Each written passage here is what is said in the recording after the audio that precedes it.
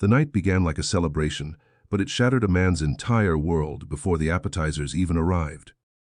Rowan Halden, the famously composed billionaire CEO of Halden Tech, entered the elegant, sunlit rooftop restaurant with the same quiet confidence he carried everywhere.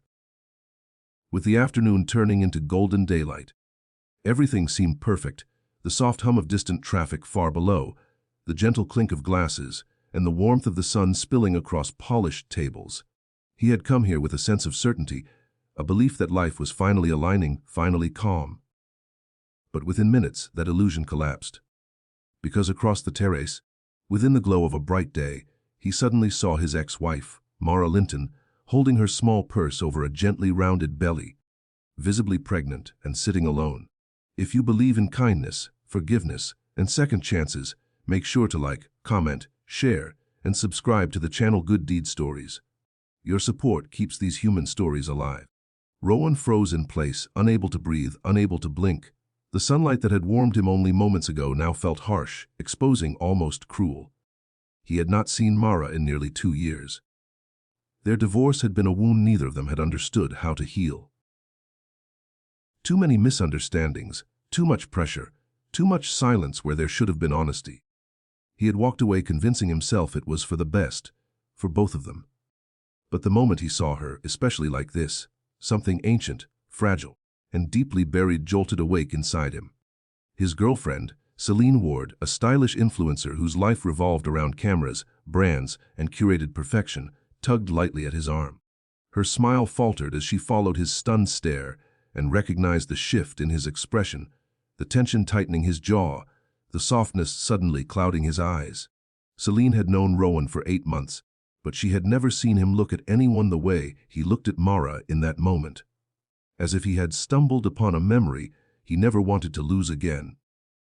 The restaurant shimmered with daylight, reflecting off glass walls, glinting across plates and wine bottles, but Rowan felt as if he had stepped into another world. He could not decide whether fate was punishing him or giving him one last chance to face what he ran from.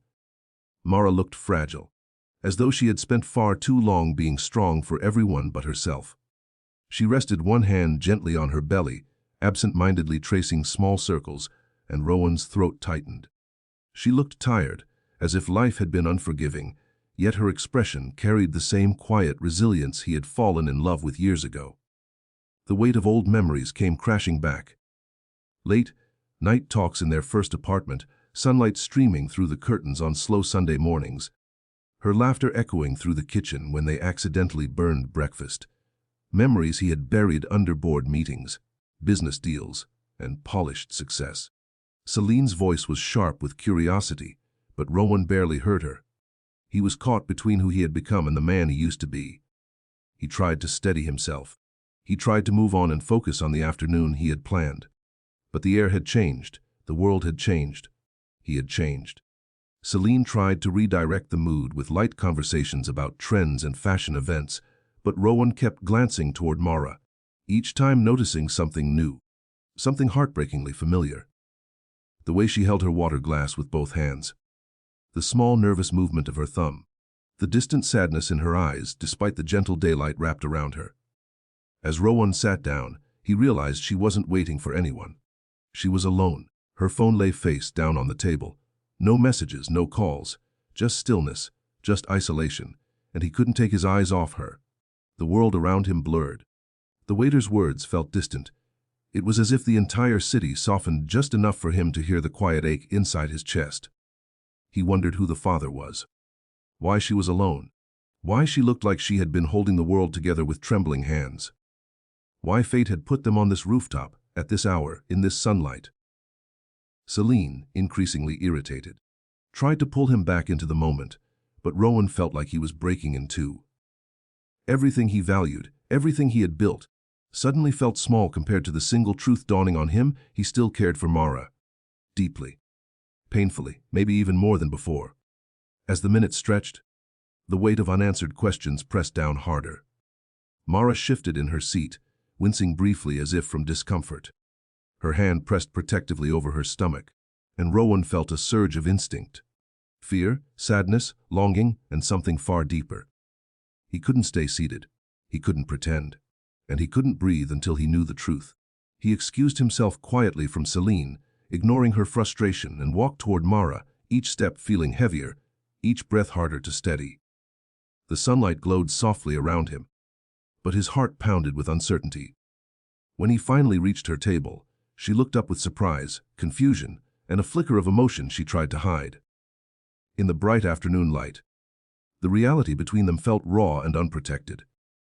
Her eyes held a quiet exhaustion layered with unsaid stories, and the sight of it tore something inside him.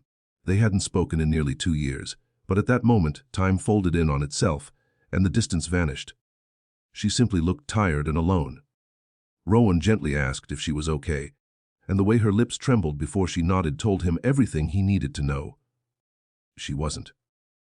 She was pretending, as she always did when the world was too heavy. He asked softly if she was waiting for someone. She shook her head. Her smile was small, polite, heartbreaking. When she whispered that things had been difficult, Rowan felt a cold, twisting regret. He offered to sit for a moment, and though she hesitated, she nodded, as if she no longer had the strength to refuse. Her eyes flicked briefly toward Celine, still seated across the terrace, irritation now turning into something sharper. Mara admitted her pregnancy had not been planned. The father had left when he found out. She had been staying in a small rented room, working long hours, trying to remain strong for her child, unsure how she would afford anything once the baby arrived. As she spoke, the daylight shimmered across her face, highlighting every tired line that hadn't been there when Rowan last knew her. And guilt, deep, slicing guilt, filled his chest like a blade twisting slowly. He realized she had walked through storms alone. She had survived heartbreak, abandonment, sleepless nights, and fear alone. And he hated himself for not being there, even if she never asked him to be. Celine finally approached, clearly irritated, but Rowan barely reacted.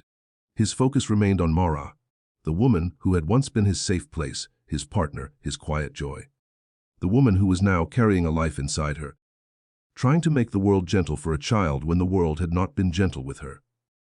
As the tension grew, Rowan's heart cracked open, revealing truths he had tried to outrun.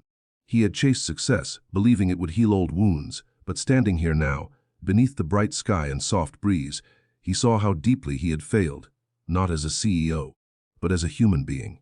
The sunlight warmed Mara's face, and something about the way she blinked away tears she didn't want anyone to see awakened the part of him he thought he had lost forever. Without raising his voice, without drama, Rowan made the quiet but irreversible decision that would change everything. He would not let her walk through the world alone again. Not while he still had breath in his body. And with that realization came another. Celine did not belong in his world anymore. Not in this moment. Not in his heart. Not in the life he now knew he wanted to rebuild. He ended it gently, but firmly. Celine left in disbelief, unable to understand the storm inside him. But Rowan didn't flinch. He returned to Mara with clarity he had not felt in years. He asked her what she needed. She broke down, quietly, painfully, and he simply held her hand, steadying her as the afternoon sun wrapped them both in soft warmth. He promised to help, not from guilt but from truth. The truth that he had never stopped caring.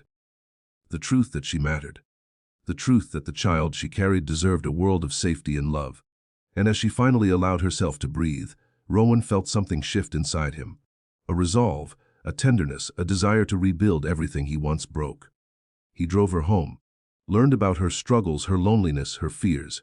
He helped her with doctor appointments, meals, finances, everything she had been carrying alone. And slowly, quietly, beautifully, they found their way back to each other. Not with dramatic declarations, but with simple moments of tenderness in the daylight. A hand held during a difficult appointment, a shared lunch in her tiny apartment, a promise kept when she needed support most, a softness that grew every day. When her baby boy, Arlo, was finally born under the warm glow of a morning sun, Rowan held him with trembling hands.